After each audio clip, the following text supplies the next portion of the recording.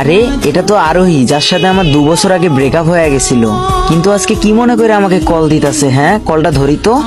Hello hello আরোহী, hello. কি মনে করে এতদিন পর কল দিলা? এমনি ভালো লাগতেছে না, তাই কল দিলাম আর কি। একটু গেমে আসো তো। আমি গেমেই আছি, তুমি গেমে আসো, আমি টিম কোড দিতাছি। কেমন আছো আরোহী? যেমন থাকার তেমনই আছি। আরে তুমি এভাবে কেন কথা বলতেছো? হ্যাঁ, তো আর কিভাবে বলবো আমি আপনার সাথে?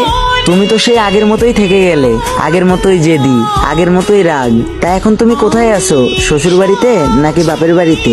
তুমি আমাকে যেই নরকে পাঠিয়েছো আমি ঠিক সেখানেই আছি। আরে তুমি নরক বলতেছো কেন? হ্যাঁ, ওটা তো তোমার হাজবেন্ডের বাড়ি। আচ্ছা যাই হোক, তা তোমার মেয়ে কেমন আছে? হ্যাঁ আছে, আলহামদুলিল্লাহ ভালো।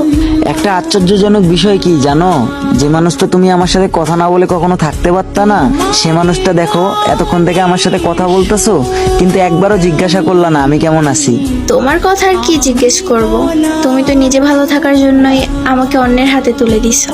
আমি তো তোমার লাইফে বোঝা হয়েছিলাম, তাই না? সেজন্যই তো তুমি তোমার লাইফ থেকে আমাকে সরিয়ে দিয়েছো। তুমি আমার লাইফে কি ছিলা তুমি কখনোই বুঝবা না। আচ্ছা বাদ দাও, তাই এত রাত্রে তুমি আমাকে কল দিলা? আর তোমার হাজবেন্ড কোথায়? হ্যাঁ, কোথায় আর থাকবে? হয়তো রাস্তাঘাটে কোথাও মদ খেয়ে মাতাল হয়ে পড়ে আছে। কি তোমার হাজবেন্ড মদ খায়? হ্যাঁ, আমার হাজবেন্ড মদ খায়।